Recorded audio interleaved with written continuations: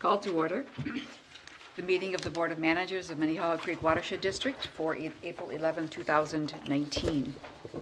All managers are present except Manager Loftus, Manager Becker, and Manager Shackleton, who will be with us shortly. I see no members of the public. We will move then to approval of the agenda. Is there a motion to approve? Manager Miller, is there a second? Second. Manager Rodness, those in favor say aye. Aye. Any opposed? No. On the consent agenda this evening, we have approval of the minutes of the March 28th board meeting and resolution 19-041, which is approval of the tort liability waiver, non-waiver. Second. Motion and second. Any questions? Those in favor say aye. Aye. I forgot it was a consent agenda when I said that. Okay. President's report. I had two events to report on. One was just purely fun. That wonderful send-away party, send-off party for Renee. It was really fun. And I know that Manager Miller and Olson were there as well. Good event. And then on Tuesday this week, James Whisker and I attended the Metro Mod meeting. And there were, when the agencies do their reports, there were tons and tons and tons of personnel changes, both because of retirements and because of the administration change. So that was quite a litany. One item I wanted to comment on from those reports. I have notes somewhere.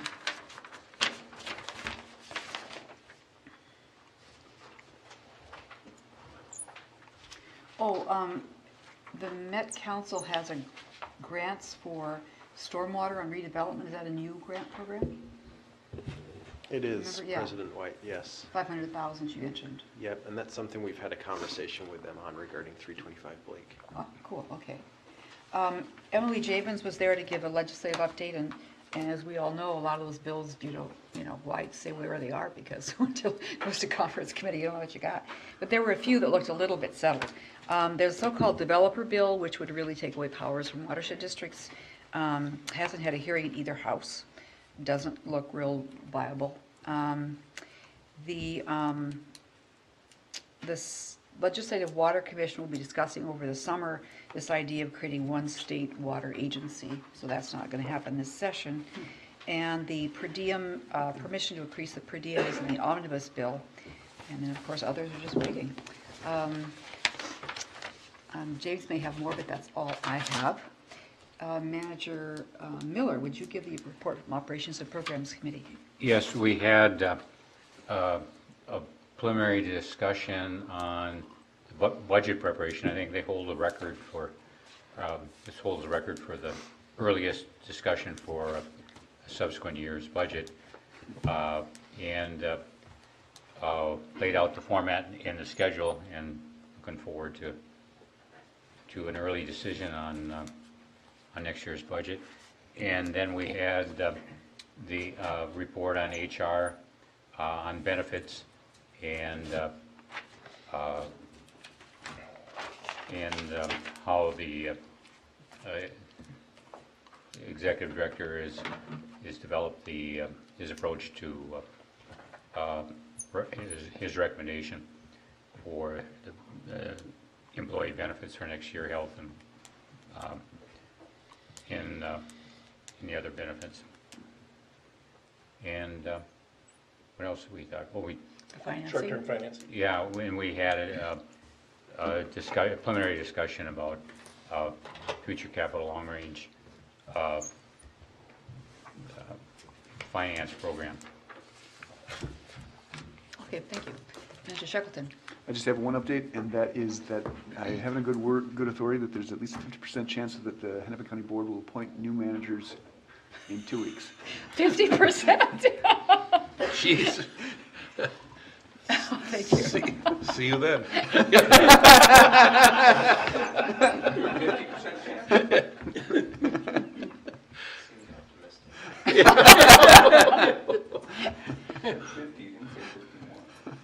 It's entirely appropriate, though, to have a lame duck for a water board, don't you think so? Yeah, it is. Yeah. Had a client who had a vacancy for a year. Acting. Aye, aye, aye. Not good. Okay, we'll see where it happens. And then the list of upcoming meetings is on the schedule. Manager Rognus, will you be at the May 1 CAC meeting? I sure will. Great. Manager Olson? I was going to report on the CAC meeting. Oh, will do. Okay. We had a really, again, a great CAC meeting. This group is active and participating, and it's well organized on our part, I will admit, but they are doing a great job. We talked about the Minneapolis Greenway and the strategy around the Louisiana Avenue Bridge and a potential art display that would be part of that project. We talked about pedestrian counts that are being kept record of on the regional trail along the creek, responsive models, and focal versus responsive, and what those policies could be, where we put our priorities and how we spend our money. They discussed a lot of that philosophy, and then they also talked about the permitting department in city and public permits versus private permits, and had a good discussion on that. And at the very end, they made a comment: the earlier that we get involved with anything we're working on, the better, and because the evaluation of the funding just goes hand in glove with that kind of a effort. So they covered lots of issues and had great discussion. Everybody participated. It's really well run. Well, thank you for covering that meeting. Item 12.1 is Resolution 19042, Ms. Reynolds.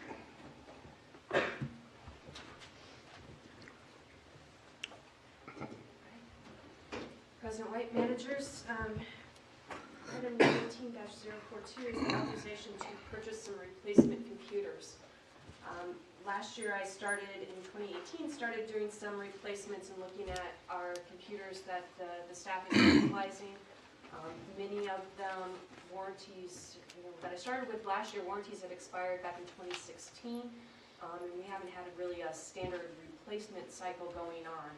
And so this year what I'm looking to do is to kind of get us up to standard and get to a replacement cycle of looking at every 3 to 4 years.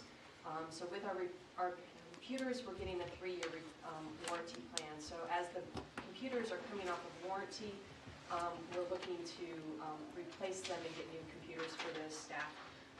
It'll help out with a lot of slowness and a lot of other lagging issues that we have.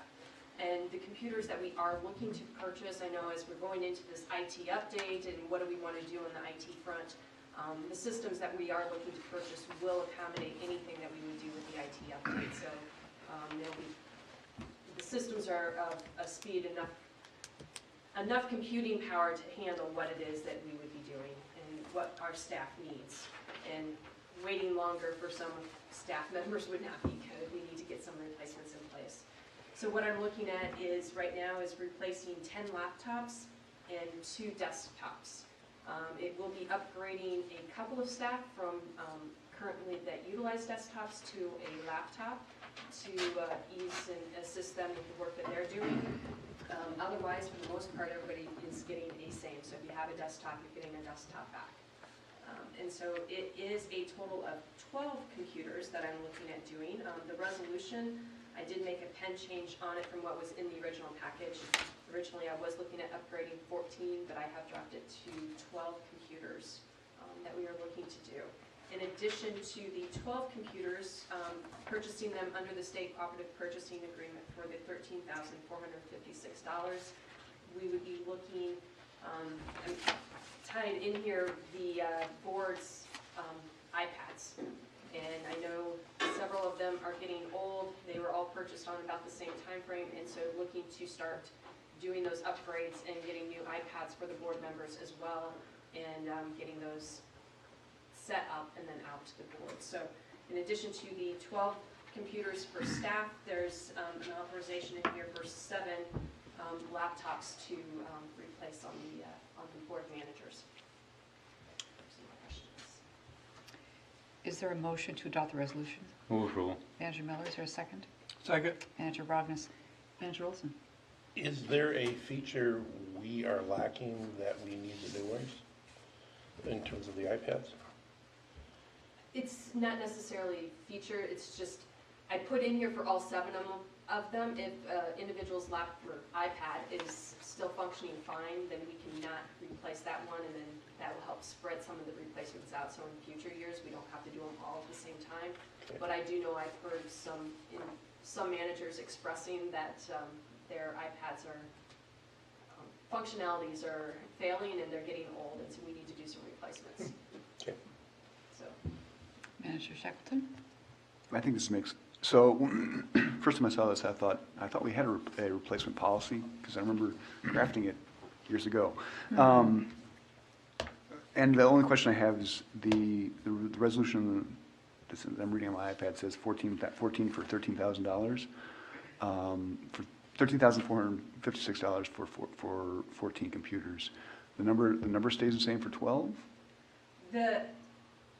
When I updated the resolution, I'm sorry, I was trying to do this on the fly. When I updated the resolution to the 12, I changed the dollar figure to reflect the Got it. 12, but I But not the forgot to nu- change yeah, the yeah. number. The 14 didn't get changed. Yes, yep. Good question. No worries. The dollar figure is correct for the 12 computers.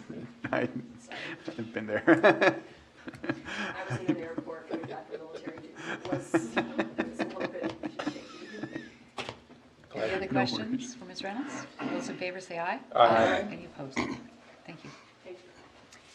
And your next up, also 19043, ACH transfers. I'm just going to sit here for a while, Madam You President. bet. All right, so 19043, it is an authorization to establish ACH transactions for some of our recurring payments. Move approval. Second. Questions? Those in favor say aye. Aye. Any opposed?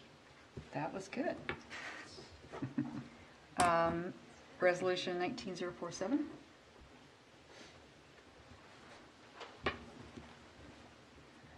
This one, I'll put up a presentation for you.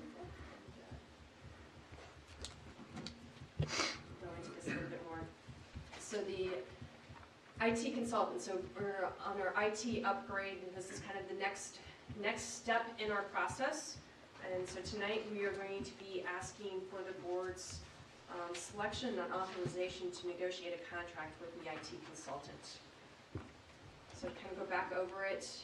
Tonight we'll just hit very briefly, just kind of refresh what's our plan, our purpose, our goals, and our background for the IT update, and then talk about the RFQ, and then our selection recommendation and the timeline that we're sticking with it so far. So once again, kind of the IT plan purpose, what are we looking at? The 2017, this kind of came out of the strategic alignment plan that we needed to make a plan to invest in some information technology to integrate GIS and all the functions within the organization. So that is kind of the guiding principle that we started with along this process. Through that, we did the business analysis that we've discussed with everybody, and we brought up in the past and we reviewed. We came up with our IT goals. So the goals for this update that we're looking at is really to improve the quality of analysis, planning, and decision-making for the organization, streamline business processes and improve efficiencies, integrate and align interdepartmental workflows, and then improve transparency, accountability, and customer service. What does that mean? Which one? Any of it? Okay. What if you know, we're gonna have a consultant and he's gonna, or he or she is gonna fix up our operation on processes and improve efficiencies and align. How is that gonna work? Like if I'm sitting in the communications department, how is that gonna help? How is it gonna help me? If I gotta, Yes. What we are looking at and what we are asking the consultant to help us to do is to find systems that will bring in a line and look across our organization that help every single function within the organization, but also integrate those so they communicate and they talk. So how does that help communications? Well, as we integrate all of our permitting and the research and monitoring their data, and we can integrate that in hopefully through a GIS system, that can help feed the website to be able to put the story out there and the information out there that they can then use to communicate what the district is doing on. So it's allowing people to be able to get access to it, to find it, to utilize that data and that information however it needs to be. So if things can come in, we can streamline through permitting with a permitting system. It can help them communicate over with projects on, potential partnership opportunities and where we go from there. And then communications can see that information and hopefully be able to utilize that information to communicate about what we're doing. So what we're really looking at is that consultant to come on and help us find the systems to streamline and improve processes where we're taking 10 steps and, hopefully software can help us cut that down to 5. So permitting isn't entering every single permit that comes across the counter into 4 or 5 different databases in order to track it to do their jobs. We can just use one permitting system to do all the tracking and the accountability that we need to. And then be able to monitor that and to work with things as needed across the departments. So if I'm sitting in my home and I'm a consumer, I can go on the computer and find out the pipe sheds of the storm sewers coming into my pond, and I can find out who's got a permit in the neighborhood that was issued by the district, and I can see I can see how the sub-watershed district water flows, both in the pipe shed and outside the pipe shed. That kind of information? As we look to develop the website, that's going to be the information to determine how much and what type of that information that we're going to put out on the website. And, I know I can't explain personally, every single piece of data that we're looking at, but those are the things that we're looking at to see so that the consumer can go on our website and see some of that real life data, see some of those real life things, be able to file their permit application from home on their computer instead of coming into our front desk and handing it to us in paper, to make their pay their permit application fees online instead of having to call us or send us a check. So those are some of the things that we're looking at, and that's the integration piece between what the IT consultant and the software systems that we are potentially going to be looking at, and the website designer, and bringing all that together into the website redesign and figuring out what exactly the doll is going to look like and what it's going to contain. Okay, so the emphasis is on internal processes. Is that correct? For the IT consultant, they're going to be looking at internal processes and software and systems that we're using, and then integrating with the website developer to make sure that what's going on to the website for public consumption and use, that there's that good communication. So it's an internal piece mixed in with the external piece of what's going to be there for the consumer. Okay. Go ahead. Or were you going to ask a question? I was just going to make a quick comment. Sure. James. The way that we were looking at it in the review stages was to see, in a sense, islands of automation, that we bought computer systems to solve specific problems before, but they were all separate in a sense. And she said it 3 times in her description, systems, systems, systems. This is now going to be a unified system for us to, now that we know the data that we need, now that we know the information that we need, we will now be able to reach all of it, rather than constantly trying to jump into another system or another island of automation. James had a comment. Mr. Lisker, do you want to add something? I don't have a comment if Manager Miller's satisfied, but I can weigh in. We'll let you continue, Ms. Reynolds. So, kind of where we've been to date, kind of going back over it, we started in May with kind of some initial discussions of overview and kind of initial planning at the OPC meeting. And we've kind of continued through the process, as you can see in the slide, until February, where we were here and the board approved the release of the RFQ for the IT consultant. At that point in time, we set interviews for April 3rd, and Manager Olson was present, and part of the interviews with the vendors on April 3rd, and our deadline for, bringing it to the board for a selection recommendation was this evening, so we're trying to stay on schedule. So kind of the overview of where we've been and how we're getting to where we're at. And kind of going back and touching on what was the objectives of the RFQ that we released. Really to get the IT consultant to help us with identifications of systems and software, for them to help us with testing and selection of systems that we can integrate together, and the phasing of that implementation into a logical sequence for the organization to make sure that the systems can build upon each other and build those communications into best, basically create a cohesive software environment for the district. And then planning, doing the implementation and sustainment budget planning. So right now we have in the budget, the preliminary budget we talked about, we have some numbers that are in there, but really to help us come in and do the analysis and help build that budget out with some better numbers with a little bit more of a background and basis for them.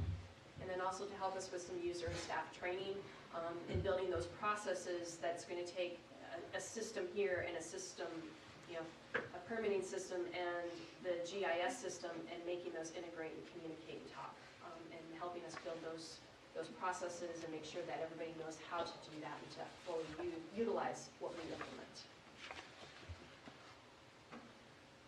So for the RFQ, we received 8 responses to the RFQ, and we reviewed those responses based on the experience of the company as they laid out in the RFQ, the staff experience, so the staff members that they proposed for their project team, who looked at their individual qualifications, and then also the staff, is that their availability to be able to be here, be present, be part of the project. The company's kind of area of knowledge. Do they have knowledge about, work that is going to be relevant to the watershed district? Do they have some GIS background and knowledge? And do they have, knowledge that's relevant to, not relevant to the district? And more specifically, does that project team? So does the company have the background and experience and the knowledge? And then did the project team that was proposed have that knowledge as well? Then we looked at their general approach. In the RFQ, we asked them to provide their general approach for what we're considering phase 1, which is really kind of doing the planning and the analysis and getting us to that July 15 deadline for budget planning. And so that general approach that they laid out, and then there are in that general approach show an understanding of the district's needs. Through the business analysis and the summary that we wrote into the RFQ from the business analysis, did they understand our needs, and did that demonstrate that to us? We looked at their timeline. Did they say they can meet that July 15th deadline to help us prepare a good 2020 budget? And then we looked at their fee structure, and we asked them to give us hourly rates for the different skill sets that would be working on it. So program managers, business analysts, systems analysts, and then a cost estimate of what phase 1 would cost. And I provided that score sheet to you via email so you could look at it. And really what that score sheet reflects is we had the entire IT team reviewing it as part of this process. So our cross-functional IT team reviewed all the RFQs. They all scored individually, and this score sheet is a composite of the average scores that came out through it. And through that process, we identified 3 vendors, Timmins Group, Respect, and WSB, that we invited in for interviews. And then on April 3rd, we did the interviews of the 3, and I have just those 3 up on the board, kind of a snapshot of that score sheet for the 3 of them. And as you can see, as we went into it, Respect had scored out highest on the response, with WSB scoring in second with 66, and Timmins Group scoring last. Through the course of the interviews, the IT team and Mr. Whisker and Manager Olson participated, And as a collective unit, we came out of the interviews and said WSB had the strongest overall when we got to the end of the interview. And so the staff's recommendation would be to select WSB and to authorize us to enter into contract negotiations to, and bring the contract back to the board for approval once that's done. But like I said, the WSB had, their IT department, I would say they do work with several individuals, and we talked to references on them as well, and they spoke very, very highly of their IT side and the work that they perform. And kind of just looking that back over, kind of going into the timeline moving here, we would ask for a recommendation and the authorization to negotiate the contract tonight. And then we would work towards that with the goal of being back to the board no later than May 9th, if we can get it a contract in place, ready for the board. Before that, we can come back at the end of April with the contract. So at that, we would request the board to approve the selection and authorize the district administrator to start negotiations for the IT consultant. So moved. I was going to ask if you wanted to. Motion by Manager Miller, Manager Olson, is there a second? Second. Thank you, Manager Rogas. Questions? Manager Yeah, Miller? we're just authorizing negotiations. Is that why the request for board action does not have a budget discussion in it? Correct. Right now, we're just authorizing the selection and entering into contract negotiations with them. We know their proposal, their cost estimate is about approximately $38,000 for phase 1, and that's the work to be done by July 15th, and then we'd be working on out past that, continuing the rest of 2019 with work. We put into the RFQ that we have approximately $100,000 for 2019 for the IT upgrade, which would include the consultant and implementation of systems. So that is not just all consultant dollars, but we're looking The at that. purpose of my question is, we've got a format on our request for board action, and it's pretty standard, and it's not followed here. And it's confusing for me. Like, there's nothing on past board actions, there's no projected program costs, and what the budget set aside has been for it. And, it's, we're authorizing you to enter the contract or negotiate the contract, and you come back with the contract, is that? We are asking for authorization to negotiate a contract, and we will bring the contract back to the board for. Okay, and at that time, you'll have the, And at okay, that time, we'll have an idea of what the budget would be. Right now, we have estimates. okay. Any other questions for Ms. Reynolds? Those in favor, please. Manager Shackleton. So I was given like 3 days' notice about a meeting that happened in the middle of the day, which is why the linguistics on the previous slide talked about liaisons, and liaison. And recognizing that I'm not, at some point I will not be on the board.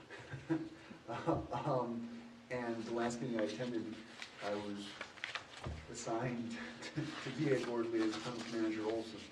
I guess I'd like the question to be revisited, whether or not the board wants to be present at those meetings. Well, we did appoint you to be not a liaison per se, but an advisor. I think we used the language. Okay. Yeah, and we want you to be involved because you've been following this through several steps. Okay.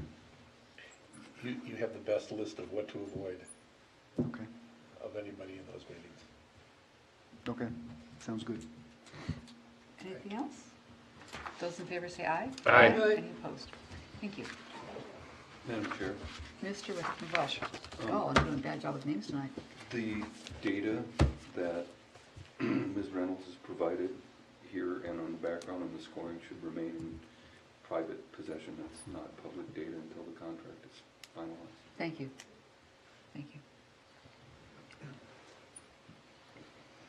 Item 12.4, Mr. Fields hath resolution 19044.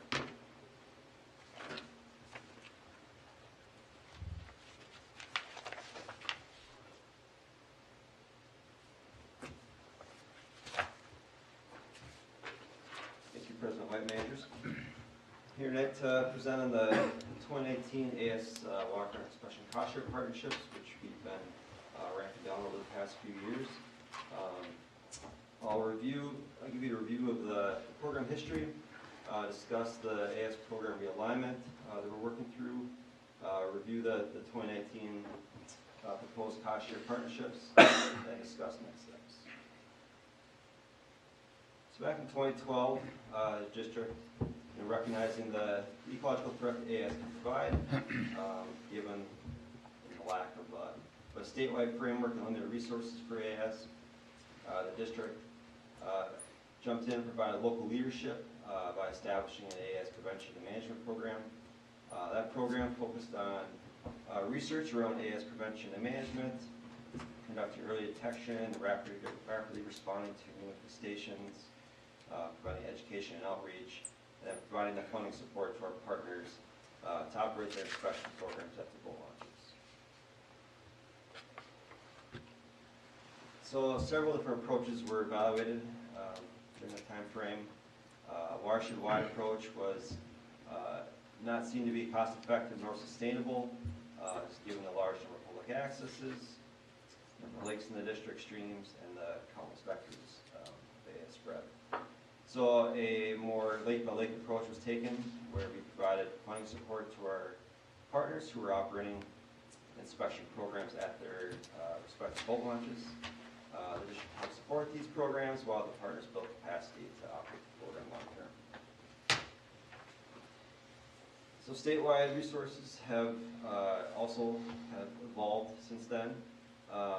2012, the Minnesota Legislature appropriated funds to create the Minnesota AS Research Center, which has grown significantly since 2012 and now provides the kind of national recognition level of research on multiple AS. 2014, the state of Minnesota began allocating funding to Minnesota counties, which is dedicated for AS prevention. So Hennepin County and Carver County each receives state funds annually for prevention. I reference kind of the 2019 amounts that each one receives. Hennepin County, roughly $317,000, and Carver County, almost $133,000. Each county takes a different approach to how they use those funds, but those have been annual and have been pretty consistent costs. So with the statewide leadership in AS research and the dedicated state funding to counties for AS prevention, the district was able to reevaluate its role in AS through its strategic planning process. Through that process, we reaffirmed our focus on implementing high-impact capital projects and changing policy to integrate land use and water planning. And within that, aligning the AS program around that focus, which are really best suited towards implementing those high-impact AS management projects to provide a measurable outcome in ecological health. So in implementing this shift, we've been increasing our resources towards implementing these high-impact AS management projects. Example is the 6 Mile Creek Halstead Bay Habitat Restoration Project, which seeks to restore over 2,400 acres of inlet habitat through managing town carp.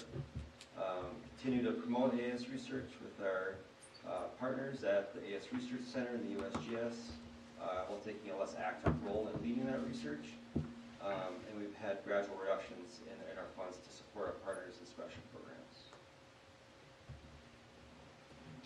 And so this chart kind of walks through the funding history for the cost share funds. So since 2012, we've shared in the cost of our partners in special programs. 2013-2016, we also provided 100% of the cost for inspections at 6 lakes, all within Carver County, that previously had no inspector coverage. As we've shifted our resources, beginning in 2017, those lakes shifted towards cost share funds, so our partners provided matching funds for those 6 lakes. Then you can see the gradual step down in funds from 2017 to today. And through the 2019 budget process, we identified $80,000 support for our partners for inspection programs. So kind of our realigned approach to AS prioritizes AS management strategies that are grounded in science and aligned with partnership opportunities for improving water quality and ecological health in our areas of focus. We do that through directly managing AS that degrade water quality and ecological integrity when there's our proven cost-effective options out there that integrate with our priorities in these focal areas. Again, the hard management 6 Mile is a good example of that. Leading diagnostic assessments to identify the impact AS have on food system functions. Example of this is the Long Lake Creek watershed assessment, where we have a regional partnership, districts taking a tentpole lead role in identifying kind of the main drivers of poor water quality in that system, which includes an assessment of carp. Continue being responsive to regional and local partnerships outside our focal areas when they align with our focus on improving water quality and ecological health. And then again, partnering with those researchers and promoting research within district water bodies. So consistent with the 2019 budget, we're seeking authorization to execute the agreements for the 2019 cost share partnerships. Each partnership is a not to exceed amount that's in the table there for a total of $79,355,000. And then over the last few years, we've been communicating with our partners that those funds will be ramping down gradually each year. What we haven't identified is if these funds will go to zero or if there'll be some sustained level of funding. So in May, staff will facilitate a discussion with the Operations Programs Committee around the district's strategic position on AS programming and kind of how that fits in with the long-term direction of the R&M program. And then based on kind of the direction from that discussion, staff will provide follow-up communication to our partners to clearly articulate our role in AAS and the long-term outcome of those funds. That take any questions? First, may I have a motion to adopt the resolution? So moved. Manager Olson, is there a second? Second. Manager Shackleton, question? Isn't CARP AIS? Correct. So they fall into directly managing, their high-impact species that are But literature out there showing that, they provide ecological damage. They're invasive species, though. Correct. They're not, so, in my mind, we're spending a great deal more than boat inspections on AIS. And it's been our conclusion, I guess, that carp are more damaging AIS than invasive species that may come on boat trailers. Yeah, managers. With carp, we have a great wealth of literature out there that's been developed by the University of Minnesota showing, their impacts on the environment, and then outlining a clear path to manage carp and show measurable improvement in water quality and ecological health. That doesn't exist for all AIS. The great thing about partnering with the research center is they're developing some of that. So maybe 10 years from now, there'll be that clear path for other invasive species. But right now, carp are kind of that one of the most damaging and been around the longest time species. So. Okay. Thank you for your question, Manager Olson. Can you go back to your table? One slide. There you go. Thank you. Okay, so as I understand this table, where it says partner program cost, that is the total budget that Three Rivers Park, for example, $18,900. That's their total budget for their program. Manager Olson, that's their total cost for those lakes for inspection. Okay, and then if they do that entire 18.9, that's when our 53 to 55 is reimbursed to them? So in the past, we've provided our funds based off, typically off a percentage. In the past, it's been, prior to 2017, it was 50% of their program costs, whatever they spent that year, we provide 50% reimbursement. Oftentimes, what they budget for, they don't actually, their actual expenditures come in under. We've ramped that down last year to like roughly 36%. This year it's roughly 25%, give or take a few percentage, because a few of the partners' costs have increased before we based some of these numbers off of last year's program. Okay, I'll ask it a different way then. Let's say that any one of those 4 partners decides not to spend anything. We would not reimburse. Okay. For any services that, And then, now let's go up a notch. Let's say they do the exact amount of the reimbursement. Let's say instead of $80,000, they do $16,000. Would that mean the city of Shorewood would get a 50-50? How would we, in the event they don't spend that money, how would we change what we do? yeah, manager roles and managers. So again, it would go back to that percentage base. So whatever, we're providing matching funds up to, 25% of their total Thank you. cost. Okay. Thank you. Any other questions for Mr. Fields? Thank you for the context. Mr. Whisker? Do you have a comment? Go ahead. I had a question, Eric. For the partner program costs here, do you know off the top of your head how much of those costs are self-borne versus legislative funds? And maybe you don't know off the top of your head, but when we bring it back, we can kind of break those out. I'm just curious, out of the partner costs, how much is the agency's budgeted expenditures versus pass-through dollars they're getting from the state? Yeah, I know for Minneapolis, those are their funds, through Rivers. So they're not getting money from Hennepin County? The park board isn't? They're not this year. I know, so Hennepin County Christmas Lake's getting $10,000. And then Carver County operates their funds all through the state appropriated funds. Okay, thank you. Mr. Welch, you had a comment. Eric, given the line of inquiry with Manager Olson and your explanation about that, which is consistent with the history that we've had in contracting, do you have those percentages that you want? So these are cap numbers on the far right, and then there's a percentage for each one of those that varies. And I didn't see those in the resolution. Do you want the board to set those cap, or how do you want to set those? The percentages, excuse me. Yeah, I think. The caps are here, but. Yeah, the dollar amounts that, I guess in the agreements can typically work in the, whatever percentage that falls to. Each one ends up being a little differently this year, because their program costs have shifted. So you derive the percent straight Based from off this the, table. got it. Anything else? Those in favor say aye. Aye. Any opposed? Thank you very much. Resolution 19045, Ms. LeBeau and Ms. Mamayak.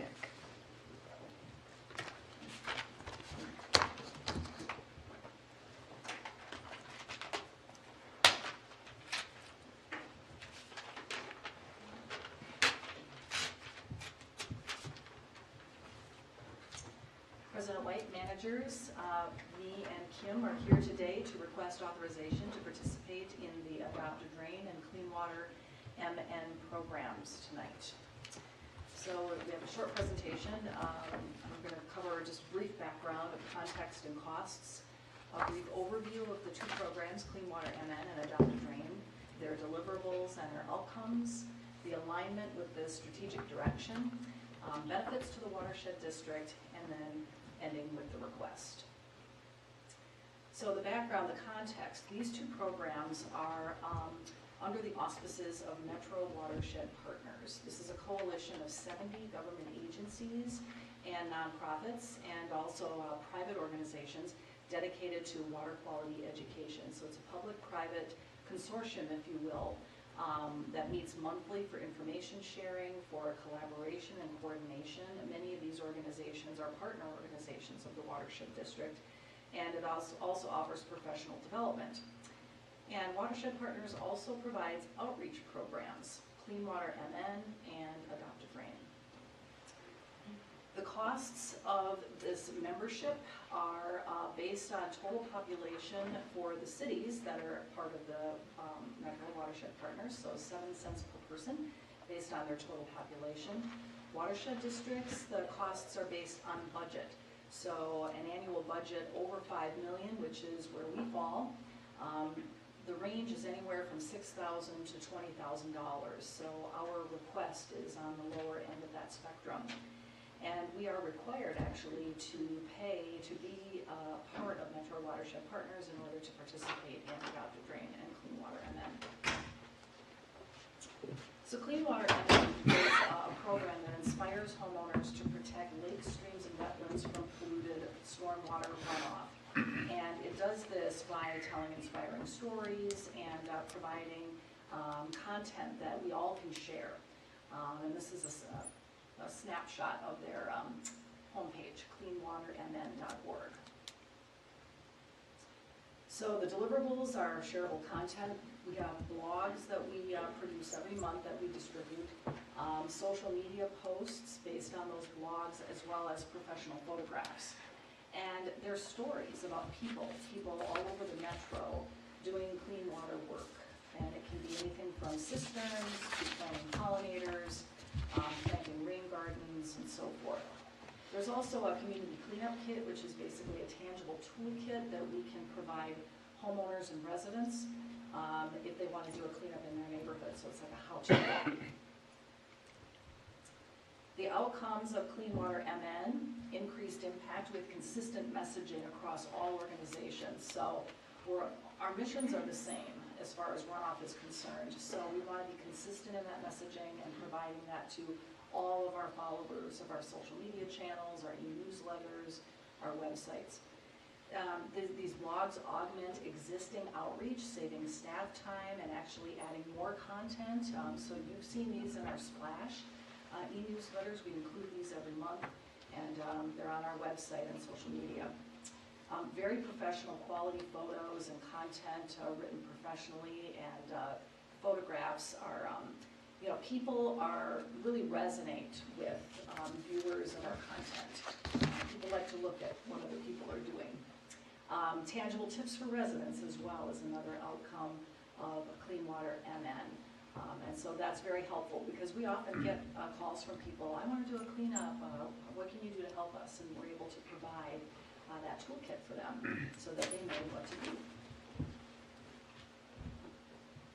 So one of the programs that recently launched is the Adopt a Drain program, and it engages residents to protect local lakes by adopting their local storm drain and keeping it free of debris. And this is a program which was piloted in 5 cities before it was launched this March, and it's the largest Adopt a Drain program in the country. So it's pretty exciting. And if you look on the screen, you can see when you go to the website, adoptadrain.org, it will pull up a map.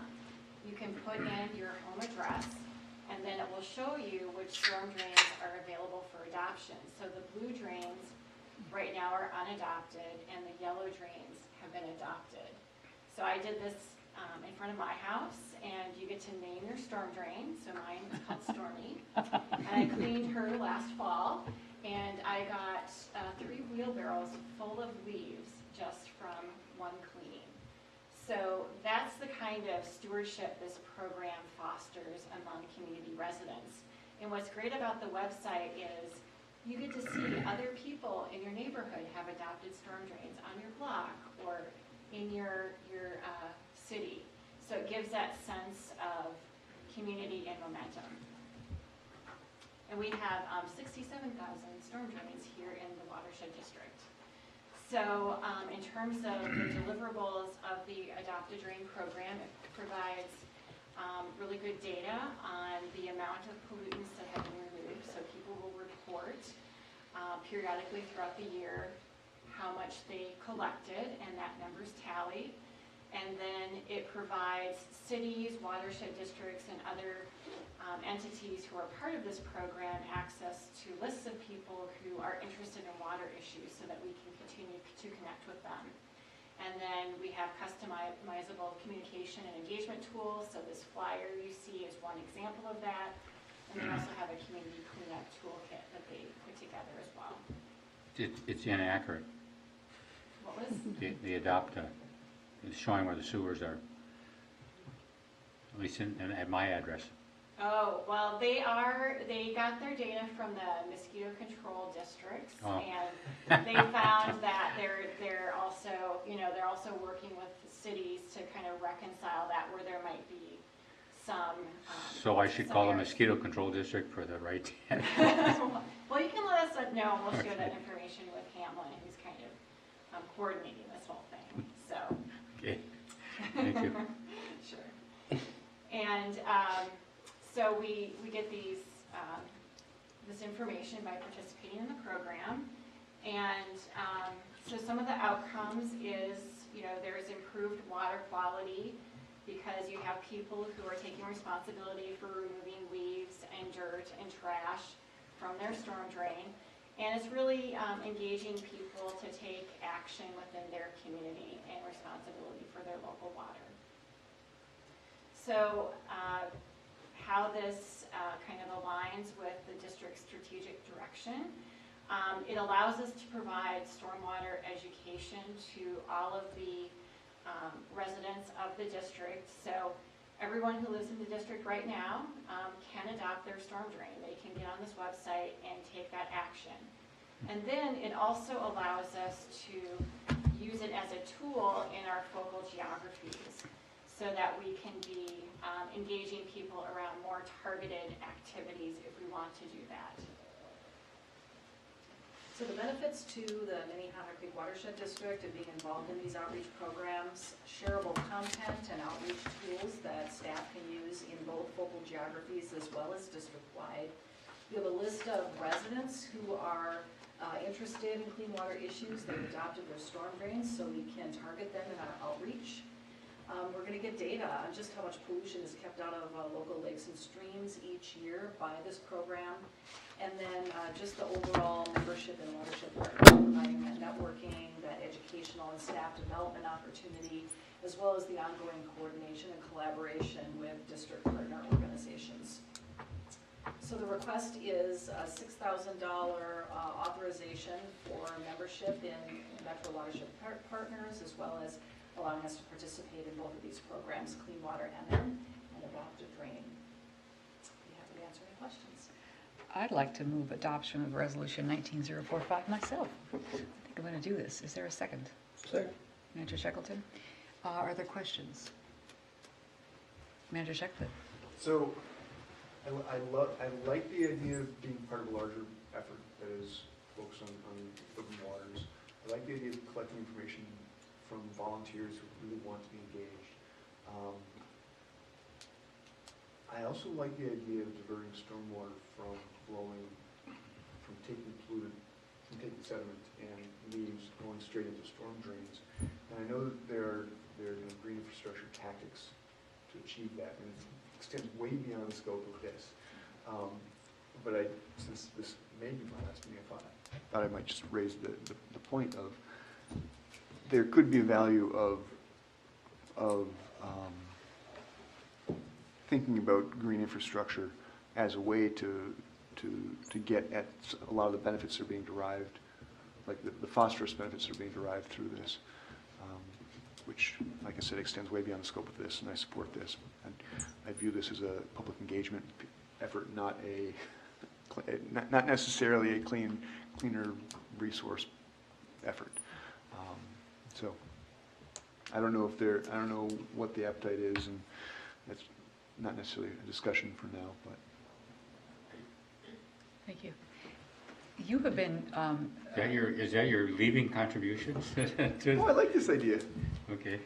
Ms. Omayak, you've been involved in this messaging, shared communications for some time, I think. Yes, and President White, managers, so the Watershed District actually has been a contributing member of Metro Watershed Partners since 2012, but our contribution has been below the $5,000 staff investment threshold, so that's why we're before you tonight, and it's a good opportunity to educate you and inform you about what we've been doing related to this wider Metro consortium. And yes, we've been sharing the Clean Water MN blogs for a couple of years now. This has been a 3-year effort to have this coordinated effort that not only informs people but engages people. And this Adopt a Drain program, the expansion of it Metro-wide, is kind of the third prong of that 3-year plan. Thank you. Manager Miller? How many drains are in the district that have been adopted? We don't have that exact list because it just launched, so we need to get that data. But we'll have access to that now that we're part of. I'll amend the motion to approve, to require a summary of the success of the project. Is there a second to that Second. amendment? Manager Shuffleton? Any other questions? Then, Amendment. Mr. Whisker? Yes. I just had a question. So it's 70 partners, how many are district communities? I believe there are 8 there, and they're evenly split, 4 in the upper watershed and 4 in the lower watershed, including Minneapolis. Thanks. Are we ready to vote on the amendment? Motion to amend. Those in favor say aye. Aye. Any opposed? Now, are we ready to vote on the motion as amended? All those in favor say aye. Aye. Any opposed? Thank you. Thank you.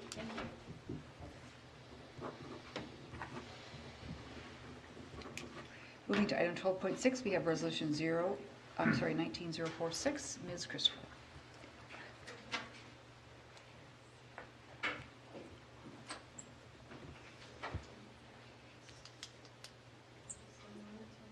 Presentation.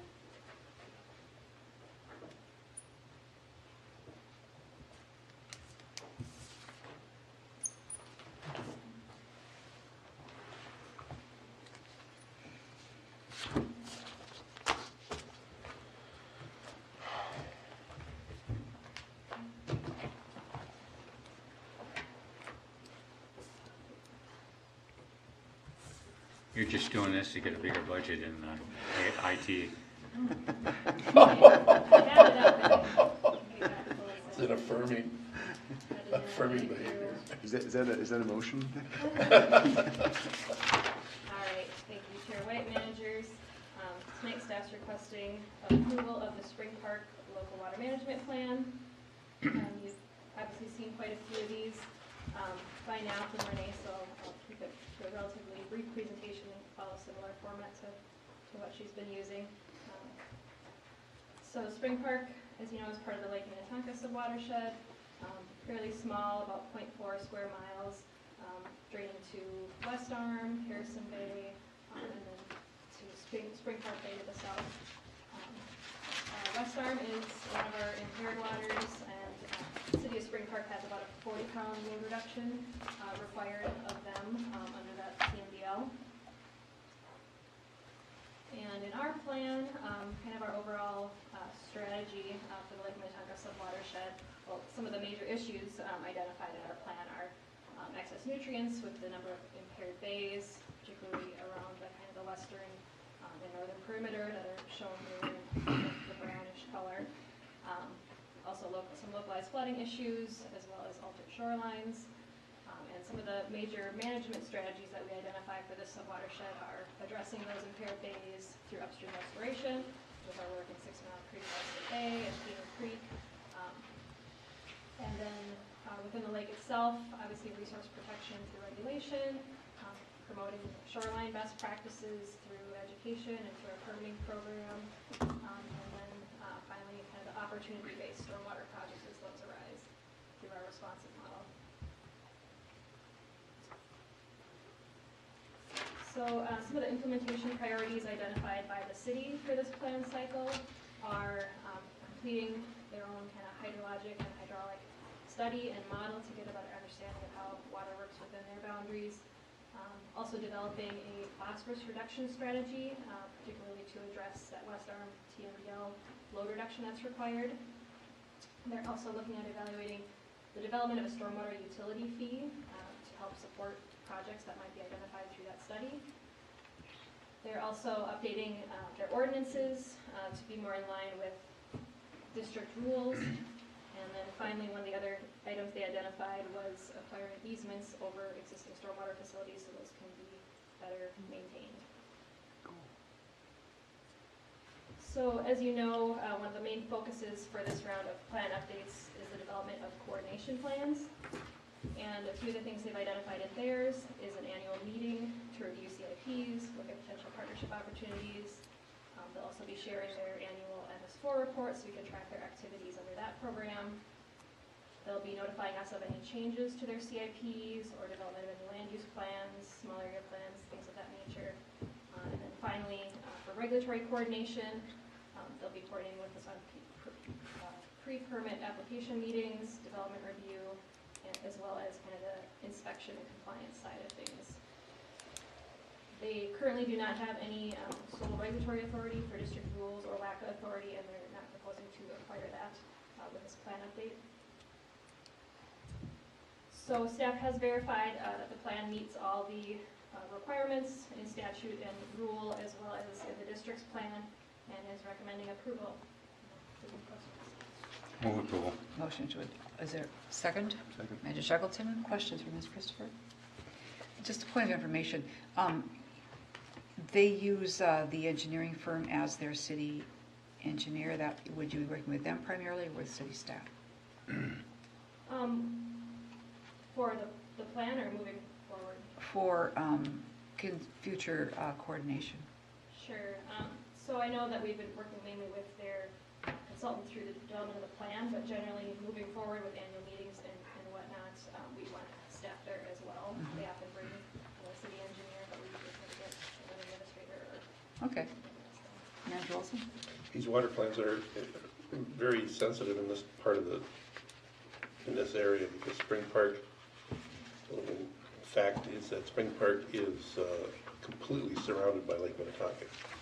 There's only 2 cities on Lake Minnetonka that are completely surrounded by water, where you need to go across a bridge to get to it. One is Spring Park, and the other is Minnetonka Beach. This is left over from LMCD days. So, and both of them are on the largest island in the middle of the lake. The Spring Park, Minnetonka Beach, Orono Island is completely accessible only by bridge. So, It's only one island? Well, in the sense that you have to go across bridges to get to it? right, surrounded, Only a boater would know that. yeah, you can go completely around it by boat. Interesting. Yeah, so anybody, when someone says, what's the biggest island in Minnetonka? It's not Big Island, Interesting. Spring Park and Minnetonka Beach. Fountain of information, thank you very much. You're welcome. Any questions? Those in favor say aye. Aye. Any opposed? Thank you, Ms. Christopher.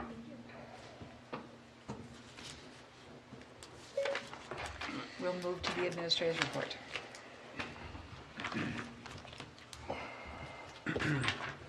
President White, managers.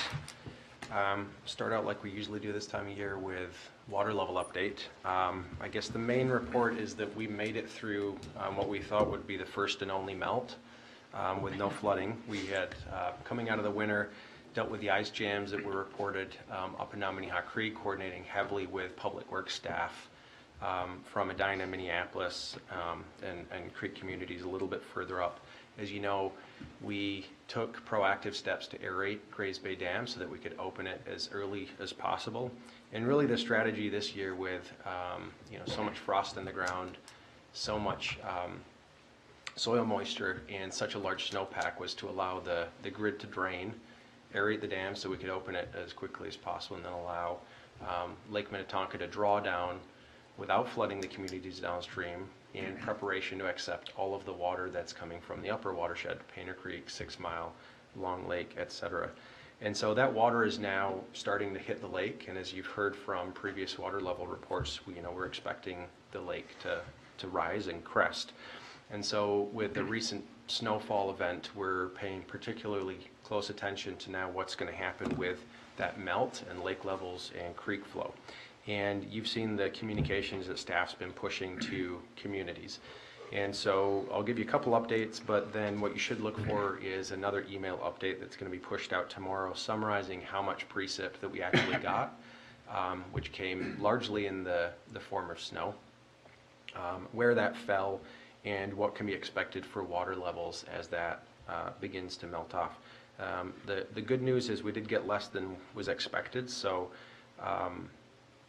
things aren't going to be as bad as we'd originally thought, but we'll get a better picture of what's going to happen in the next day or two. With regards to Lake Minnetonka, the lake has remained pretty steady since Sunday this week at 929.78. So we're getting the inflow of water, and water's coming out of the dam, and lake levels staying steady. So dam discharge has been constant at 225 cubic feet per second.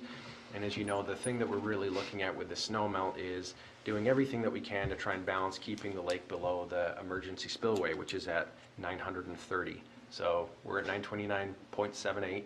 The emergency spillway is 930. So a couple tenths of a foot away from hitting that spillway elevation and the maximum carrying capacity of the creek. So look for more information.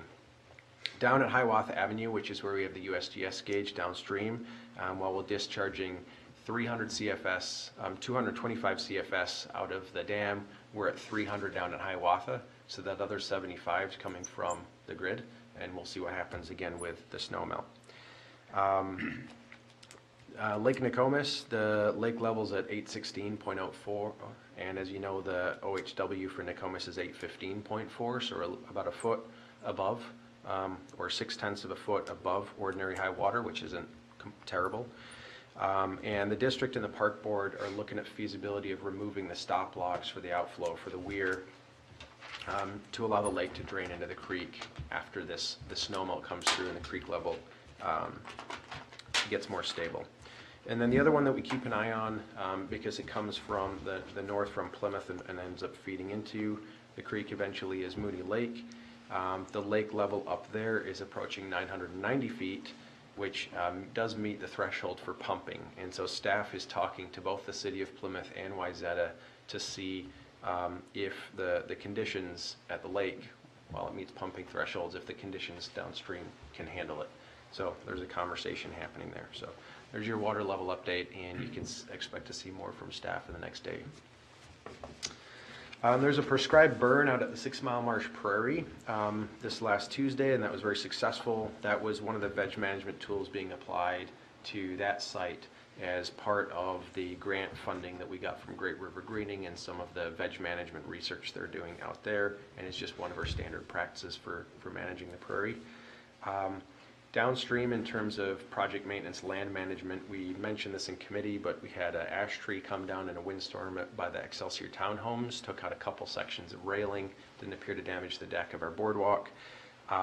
We've got, staff was out there today talking to consultants, or contractors rather, kind of pricing that out, and depending on the urgency, getting that tree cleared and the railing fixed, we might be talking to President White to get authorization for an expenditure in advance of the next board meeting. So we'll keep you posted on that. A couple presentations coming up from staff at the Sensible Land Use Coalition. We'll be talking about our partnership approach with the land use community, and then also in the next month we'll be presenting at a conference run by the Minneapolis Real Estate Journal, where there'll be several hundred land developers and builders there. And again, we'll be talking about Minnehaha Creek Watershed and sort of our point of distinction and how we like to partner with the development community and the land use community. I wanted to make a brief comment. I saved it from the IT report. I just wanted to say that while the whole board hasn't been completely involved in the process after 5 years of watching us talk about this to get to this point, I think from staff's perspective, the IT team, and hopefully from Manager Olson's perspective, who's able to make the meetings and participate, it's really never been clearer. I think IT is sort of often a black box. It's a different language. It can be confusing, which has created some anxiety for, I think, the board over the years looking to make focused investments that we've got reasonable degree of certainty on are going to be good for the organization. And I think our internal collaboration group that's worked on it deserves a lot of the credit. There's just been a huge investment in the last 10 months. I mean, I think we're a little bit behind schedule from where we want it to be because of all the front-loaded work that was put in, where they spent time for each work group mapping the workflow, how they process information, and I think more importantly, where that information goes, how we want to use it, and how it connects between all the different departments. That really made the interview process easy, a learning opportunity. I think kept staff extremely well informed, so we weren't being spoon-fed by the consultants. We asked some really good critical questions, and I think we got to a point where we really understand the pathway forward. The consultant's going to be coming on to look at out-of-the-box solutions, not building all the bells and whistles and custom technology, but out-of-the-box solutions for our permit database, our water quality database, our projects and land, all the different areas where we manage information. And then that all ties to a central hub of GIS, because everything that we do is spatial data. Within how all that information moves together, we have internal users that will look at maps and pull all that data and make decisions. And then, as we talked about earlier, there'll be a decision point for the organization, how much of that information we have is useful to the public and we want to push. And that'll get pushed through the website, which we're also planning the upgrades on. So it's been, we've known we wanted to make investments. It hasn't always been clear exactly how that would come together. And I'd say in the last several weeks, the level of confidence at a staff level for exactly what we're doing has gotten pretty high. So hopefully we can keep the confidence level high with the board. The one thing that I learned and was validation for all the investments that we made, we asked the consultants where they've had the biggest failures on their projects, and each one gave us the same answer, which is when they've been in organizations where they're working with public works, but they were supposed to go through the information technology group and the IT group wasn't involved, or where they were working with staff and leadership wasn't involved. Basically, where there wasn't organizational buy-in, they failed big. And I think what was great about our process is from the people that are using it, from management, from the board, everybody understands what we're trying to accomplish, and hopefully we can keep the clarity high, the buy-in high, so that we can make those investments and move out of the dark ages. I guess the last thing I'll say is it's our third time saying goodbye to Manager Shackleton and wishing him the best. We won't leave. Right. Take the hint. He's an acting board member. And then I know legal counsel, we wanted to add this into the admin report. The board had requested that engineering and legal look at the Zumbra project that Three Rivers had worked on. You'd heard from engineering previously. Legal counsel wasn't able to be at that meeting. They had some car trouble, so Michael is here now and prepared to give a quick rundown on their analysis of the permitting and legal analysis of that work that's happened. Chair recognizes Mr. Wells. I think Lewis has got 2 new tires and a new axle now. She's rolling again. Managers, I will keep this at a high level and then we can take questions. There isn't a ton to examine in this regard, as James mentioned. The managers directed a legal and engineering analysis of the Lake Zumbra pumping, or not pumping, but drainage improvement work that took place. I think it was finished up in January or February. Mr. Meehan made a presentation of his technical analysis about a month ago or so.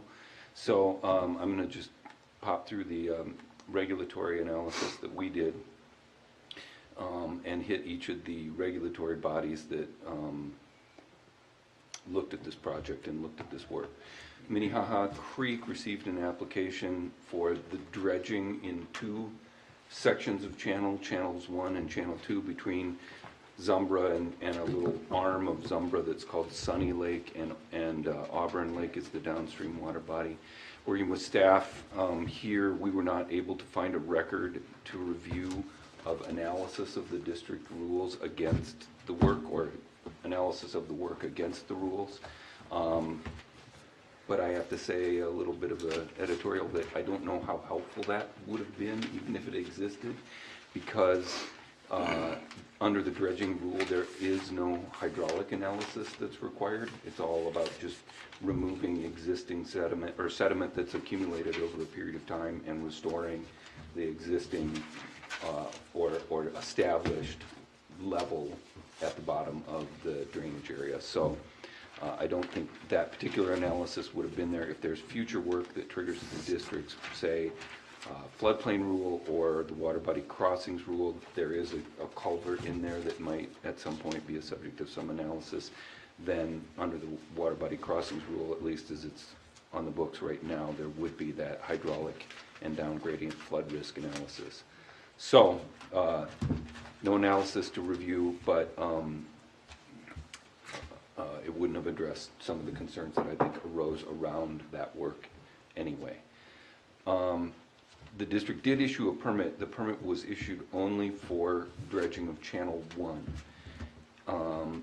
In consultation with the Department of Natural Resources and the applicant, which was the Three Rivers Park District, there was some concern or more intense scrutiny of this dredging that they were proposing in Channel 2, and Chris knows the lay of the land here better than I do, certainly, but that work got put on hold, so that has not been permitted. The district did in January issue a permit for the Channel 1 dredging, and DNR allowed that to proceed under there's a general permit that is issued to anybody in the watershed who gets a permit from the watershed district.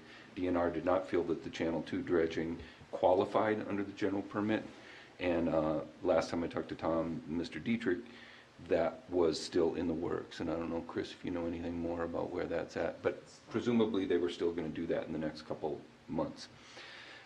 I already touched base on the DNR, or touched a little bit on the DNR permitting, and there isn't a lot more to say about that, but DNR will probably permit the Channel 2 work if it goes ahead. The Minnesota Pollution Control Agency did issue a NPDES construction permit for the work, or at least acknowledgement under their online application process. There's no record of a determination by the Corps of Engineers with regard to this Channel 1 dredging, but Tom inquired of both the applicant and Corps of Engineers staff, and somewhat unusually, Corps staff indicated that they didn't think that regulatory analysis or a determination of jurisdiction was necessary for Corps permitting. That's pretty much the high-level set of bullet points. I'm glad to answer questions from the managers. Thank you, Manager Olson. Where is Channel 2? Mr. Meehan, can you help us? Well, yeah, I don't have a map. Google Maps. If I draw a circle, I have one. We have Google yeah, Earth okay, right here. here. Okay, here, I'll just do this really quick. So there's Sunny. Yep, there's Sunny. Channel 1 is this section to this first blob here, the first hole. Channel 2 is from there to County Road 11. The free-flowing open Yep. Channel 2. Yes. That's a good thing. Thank you.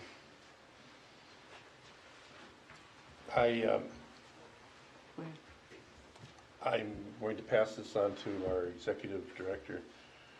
I have a video of a drone flight over the work channel, which is outstanding. It shows everything open and flowing smoothly, uninterrupted. The homes back in 2014 that were experiencing water on their backyards are a good 1.5 feet above the top of the ice today, with that channel flowing freely through the system. So it looks very promising. We have to see what heavy rainstorms produce, but I was very heartened to see that throughout that whole work, the plantings have been done, the channels are clear, everything's working the way it should work. Manager Miller, did you have a question? Oh, okay. Anything else for Mr. Welch? Thank you. That concludes my That's the report. administrative Okay. report. I would add one more thing that I forgot to mention about Metro Water, and that was that people expressed how happy they were to have us there and to see us becoming more active with Metro Mod. And also, they are going to start having show and tell where Metro members can talk about at the meetings, the Metro meetings, talk about projects or programs that we have. Mr. Lister. Just jogging my memory, and it's probably a good point of reference for the board or update, that there's also a briefing on the watershed-based funding program that the board has been tracking quite closely. And I won't go into all the detail tonight. You received a memo on this, I think, in February from Becky Christopher. And The program has morphed to be watershed-based. It was that they were pushing the funding through the county structure, and they're going up to sort of the Huck 8 approach, and then bracketing out funding based on a formula of land area at that scale and tax base, the formula yet to be determined. So it's not necessarily based on priorities or resource need. It's going to be based on geographic area and some sort of tax base as a secondary parameter. Right now, the pilot program is essentially over, and we're getting into the next biennium, and we're looking at a $5 million bracket. And I don't have all the numbers on me, but one of the interesting facts was that as they gather more information from this local government water roundtable that does now include a subgroup of it includes watershed districts, which was missing the first time around and a point of frustration. That's tracking towards a decision by the Bowser Board on the final form of the permanent program this September. And so it's a big decision for how this one state agency is going to be handing out clean water legacy dollars for the future. And once they make their decision, we asked what the time horizon was for shifting funds from the current competitive grant pool towards this funding-based formula. And they said 2025, they want to have 80% of the competitive grants that Bowser is handing out that are clean water funds pushed through what I would consider more of a block grant approach. So I think that's interesting and significant, and we will keep tracking that. At that Huck 8 level split by the river, we'll be essentially negotiating priorities at a local scale with our partner watersheds. And that program of shared investments or prioritized investments gets kicked back up to Bowser. They approve it, and then it will give us more stable, programmed sources of funding. You know what our other critiques have been, but in terms of those goals that Bowser is trying to achieve, it does look like it's tracking that direction. So, Can you remind us what Huck 8 means for the Neah Creek watershed? well, we're part of. Michael, why don't you answer that for me? It'll be easier. I think we should get Meehan to answer No. that. Is that It's a hydrologic- is it essentially the twins, the Yeah. like thing that comes off to the west from the Mississippi that kind of encapsulates Yes. western Hennepin and The state has those hydrologic areas yeah. set at varying levels. So it's this is the wrong term. Basin is the wrong term. I'm going to use it. So it's kind of at a basin level. Yes, it is. Okay, Not wrong. it is correct. And so it aggregates a number of watersheds around your major basins like Mississippi or Minnesota. Yep. So we're in that section of Mississippi. I mean, we're in And the then we'll southern- be on we're the in the west southern side of of that. it because they're further dividing it. Or they're further dividing it. Yeah, well, just for planning purposes. So I think the funding will be done on the Huck 8 sort of planning boundary. But then in terms of who we are negotiating with for what projects go in what order and what priorities, they're allowing the planning units to be divided by the river. So if you're on the east side of the river, we won't be negotiating with those Which folks. kind of makes sense. I mean, Yeah, Right. it's way better than the county-based Yeah. managers. I mean it's hydrologic It's based. hydrological. Yeah. So there's been some big shifts that I think are favorable and responded to our feedback. And if you have more questions, Becky is our resident expert.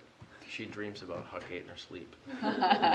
So Sounds like a personal issue. that was her daughter's first words, Huck 8, right? Yeah. So, Higher Huck level. 5 million was the first legislative appropriation. But that's going to increase, of course, as those formerly competitive grants come in, so it'll be a bigger pool. Correct. Yeah.